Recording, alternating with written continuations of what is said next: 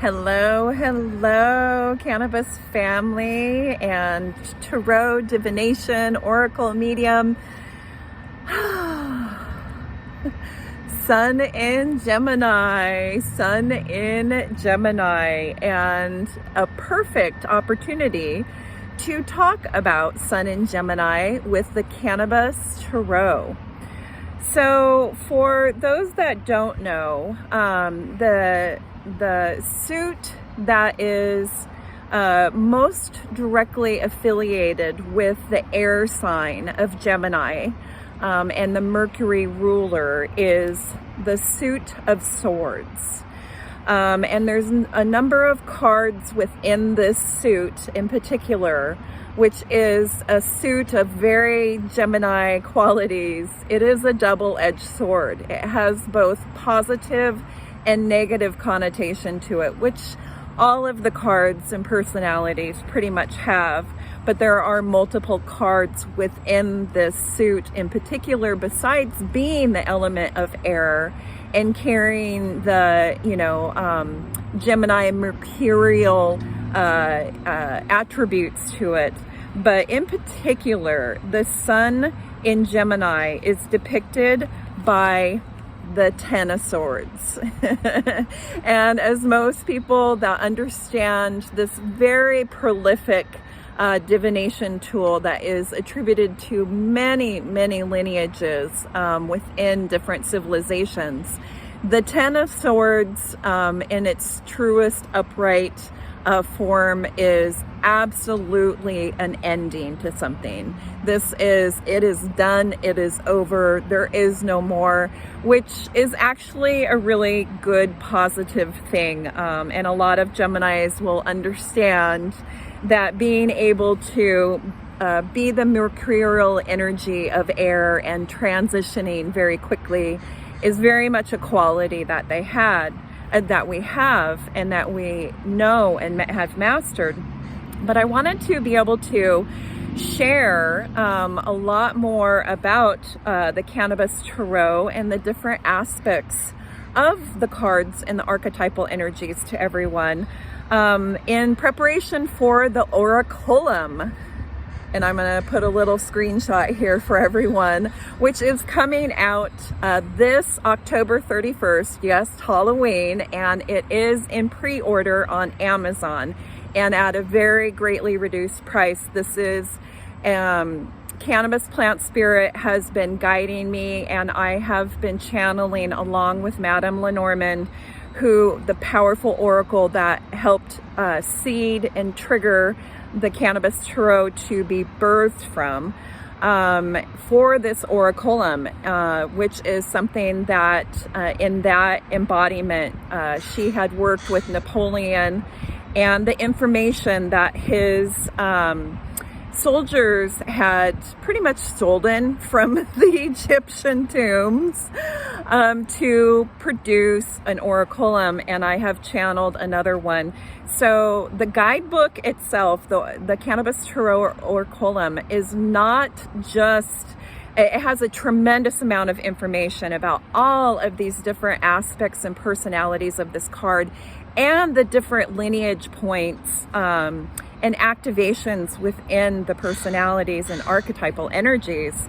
But it also has the ability as its own divination tool. So it's incredibly powerful, and I have been being called to start bringing in the further knowledge to everyone around this particular tarot, and especially because the Oraculum, and as you can hear, the crows are in accordance and alignment with this information. Very much air energy coming in right now. Thank you, aligned. So besides the Ten of Swords and the sword suit, which is very much of clarity, mental clarity, action, movement, air, very big picture, moving very swiftly, very acutely, like Mercury does. Besides the Ten of Swords being the sun, in Gemini in itself and Mercury have particular archetypal energies within the tarot. And the first, which has been very much known through different lineages, especially through Greek, and is attributed to the astrology and different constellations, is the Lover's card. Now, the Lover's card and the constellation of Castor and Pollux from Greek mythology is how this is usually translated or understood. The constellation Castor and Pollux, if you look it up, about Queen Leda and her half conceiving the birth of Zeus and Castor, or Jupiter's child, and Pollux. She also birthed Helen of Troy.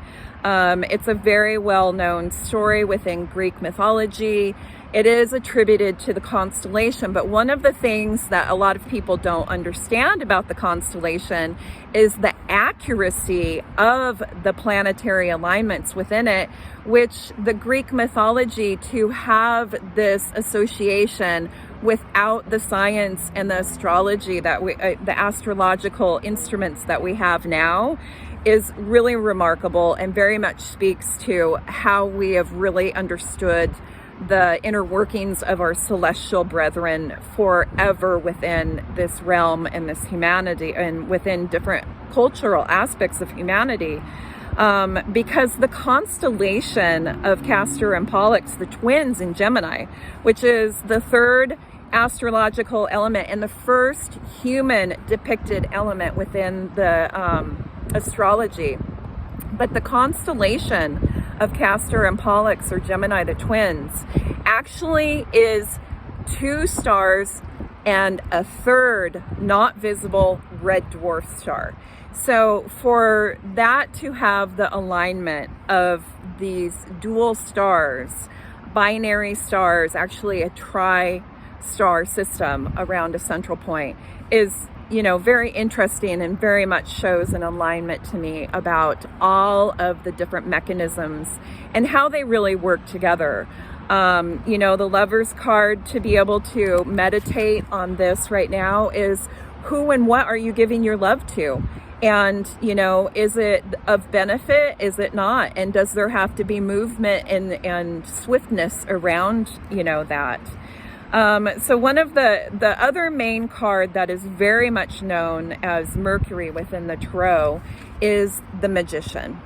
And this is very mercurial. Talk about the Magician being able to take any and all of the elements and just completely manifest through them.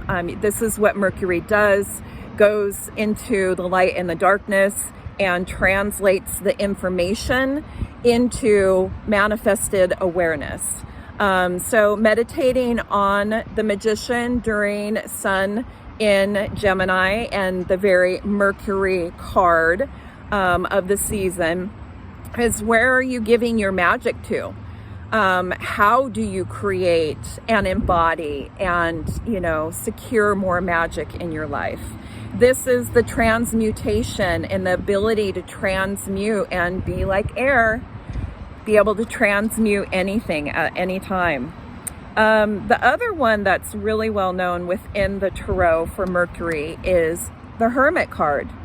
So, you know, again, when you're meditating, and this is specifically with Virgo, Mercury and Virgo. So where, and Virgos, anybody that knows Virgo archetypal energy will understand, where are you hermiting? Where are you in this?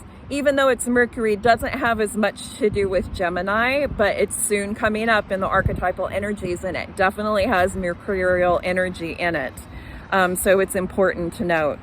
And then there are a number of other cards that are really interesting, that even though they're a part of different suits and not the sword suit, there's a lot of pentacles that are attributed to Mercury as well, including the 5 of Pentacles, or the 5 of Coins. And this one is very much about Taurus. This is very much about, you know, where are you receiving or losing money? You know, very Taurian in its approach. And then King of Pentacles, or King of Coins.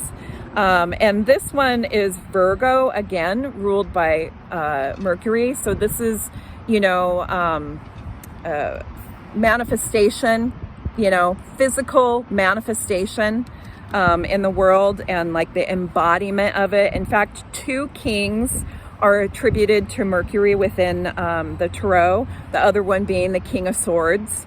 And this one is Gemini, you know, Gemini King.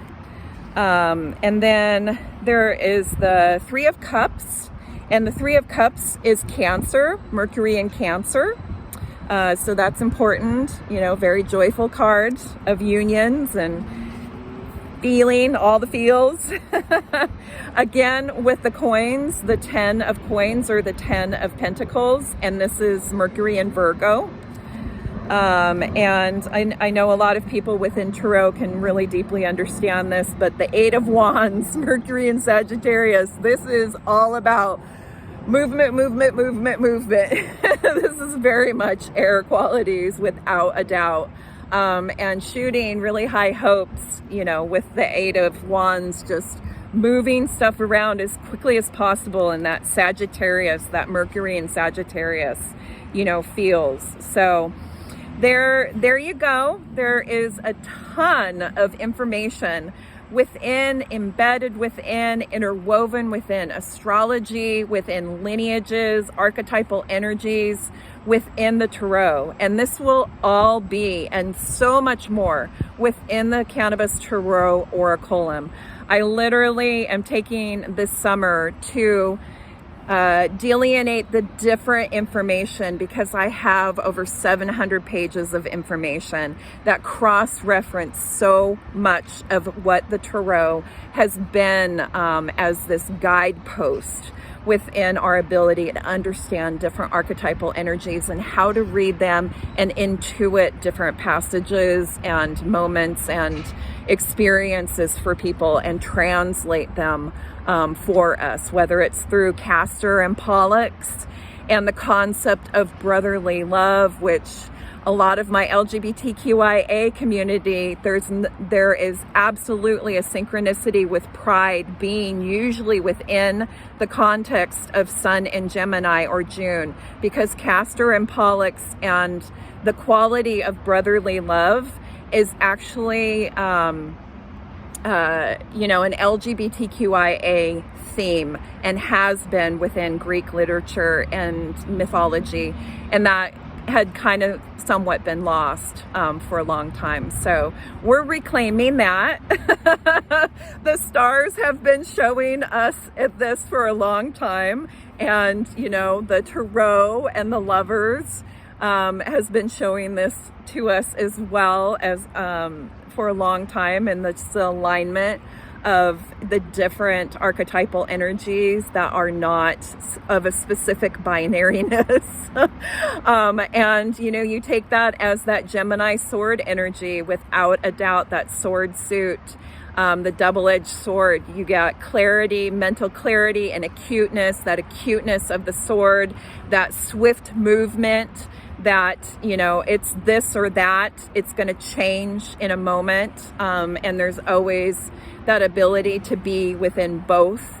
So yeah, there you go. Happy Sun in Gemini, everyone. And definitely check out the Cannabis Tarot Oraculum and get that pre-order price, because that is not going to be guaranteed. And get on the Cannabis Tarot email list at cannabistarot.com. Private email list, secured. I don't give this information to anybody else. It is only for those within our community. And there are plenty of giveaways this year of the deck still, and the Oraculum, and the Cannabis Chakras. There's a lot of information that I've been channeling around the Cannabis Chakras, completely integrating and aligning with the Tarot, astrology, so much about what this plant's physical form has and means for us on this plane. So love you, everyone. Have a great Sun in Gemini season, and I will see you very soon.